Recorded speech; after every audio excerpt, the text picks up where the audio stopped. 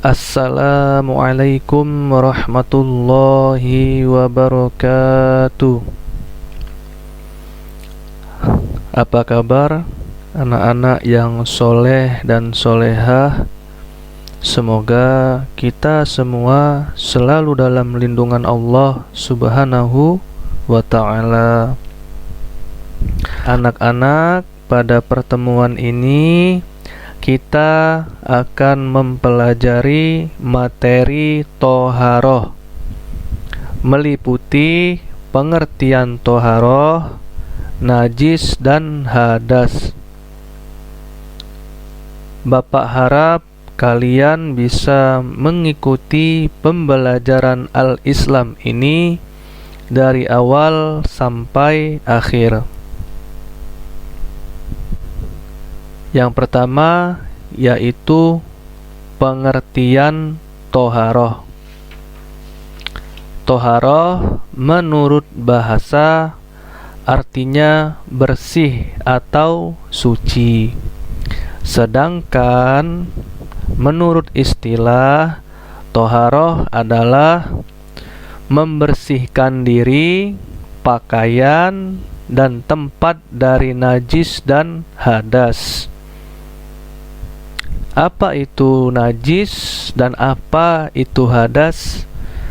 Nanti akan dijelaskan pada pembahasan berikutnya. Toharoh menempati kedudukan yang sangat penting dalam beribadah, sehingga Allah Subhanahu wa ta'ala mengingatkan pada umatnya untuk senantiasa menjaga kebersihan dan kesucian, sebagaimana firman Allah Subhanahu wa ta'ala dalam Quran surat Al-Baqarah ayat 222. A'udzu billahi minasyaitonir rajim. Bismillahirrahmanirrahim. Innallaha yuhibbut tawwabina wa yuhibbul mutatahhirin.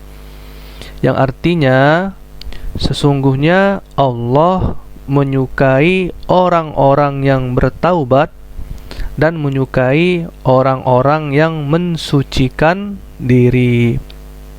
Inilah dalil Al-Quran yang menjelaskan tentang toharoh, yaitu Quran surat Al-Baqarah ayat 222. Lanjut, pengertian najis. Apa itu najis? Najis adalah kotoran yang melekat pada badan dan benda yang wajib disucikan. Adapun macam-macam najis itu ada 3. Yang pertama, najis mukhafafah atau najis ringan. Cara membersihkannya cukup dengan memercikkan air pada tempat yang terkena najis. Jadi cukup dipercikkan saja ya nak ya. Jangan disemprot atau disembur pakai selang. Contohnya apa? Najis mukhafafah yaitu air kencing bayi laki-laki di bawah umur 2 tahun dan belum pernah makan selain minum ASI. Cukup jelas ya nak? Yang pertama, najis mukhafafah atau najis ringan. Yang kedua, najis mutawasitoh atau najis sedang. Cara menghilangkannya bagaimana? Cara menghilangkannya harus dicuci sampai bersih hingga hilang warna, rasa, dan baunya. Jadi ketiga-tiganya harus hilang, mulai dari warna, rasa, dan bau. Contoh dari najis mutawasitoh atau najis sedang ialah bangkai, darah, nanah, kotoran, dan lain-lain. Yang ketiga, najis mukhaladhah atau najis berat. Cara menghilangkan najis mukhaladhah atau najis berat harus dicuci dengan air sebanyak 7 kali dan salah satunya dengan debu atau tanah yang suci. Contohnya air liur anjing atau babi.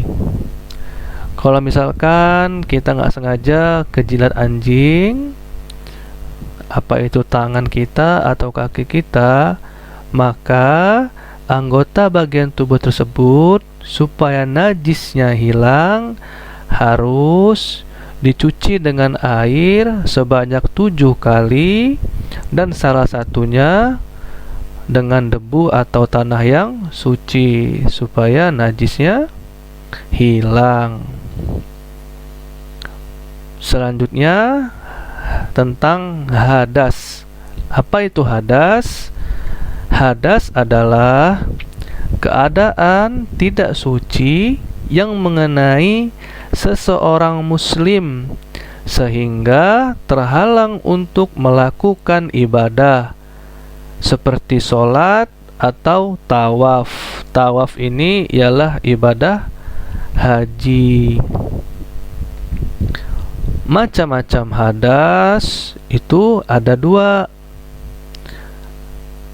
Kalau najis kan ada 3, seperti yang Bapak jelaskan tadi. Kalau hadas ada 2 macamnya. Yang pertama hadas kecil. Di antaranya hadas kecil yang pertama mengeluarkan sesuatu dari dubur, misal kentut atau buang air besar, atau kubul kemaluan, misalkan kencing atau buang air kecil. Berikutnya yang tergolong dalam hadas kecil ialah menyentuh kemaluan tanpa alas. Yang berikutnya hilang akal karena tidur nyenyak, mabuk, dan gila. Yang keempat, keluar madhi atau wadi. Madhi atau wadi itu yang mengeluarkannya adalah laki-laki. Apa itu madhi atau wadi? Bapak akan menjelaskan. Madhi adalah cairan bening, tidak terlalu kental, tidak berbau, keluarnya tidak memancar. Biasanya keluar sebelum mani keluar. Adapun wadi yaitu cairan bening agak kental, keluar ketika kencing, baik bersamaan dengan keluar yang kencing atau setelahnya. Itulah yang dimaksud dengan madhi atau wadi. Apabila seseorang terkena hadas kecil, harus bersuci. Cara bersucinya bagaimana? Dengan cara wudu atau tayamum. Yang kedua, hadas besar. Di antaranya mengeluarkan sperma baik sengaja atau tidak disengaja. Yang berikutnya berhubungan suami istri. Selanjutnya mengalami haid atau nifas bagi perempuan. Cara menghilangkan hadas besar atau cara membersihkan hadas besar adalah dengan cara mandi wajib atau tayamum. Anak-anak sekalian, bagaimana cara wudhu atau tayamum dan bagaimana cara mandi wajib nanti akan dijelaskan pada pertemuan selanjutnya. Untuk pertemuan saat ini kita hanya membahas pengertian toharoh, najis, dan hadas. Terima kasih. Harapannya anak-anak setelah disampaikan materi ini dapat menambah wawasan atau hasanah anak-anak sekalian. Mari kita tutup pembelajaran dengan sama-sama membaca hamdalah dan doa kafaratul majelis. Alhamdulillahirabbil alamin. Subhanakallahumma wa bihamdika asyhadu alla ilaha illa anta astaghfiruka wa atubu ilaik. Wassalamualaikum warahmatullahi wabarakatuh.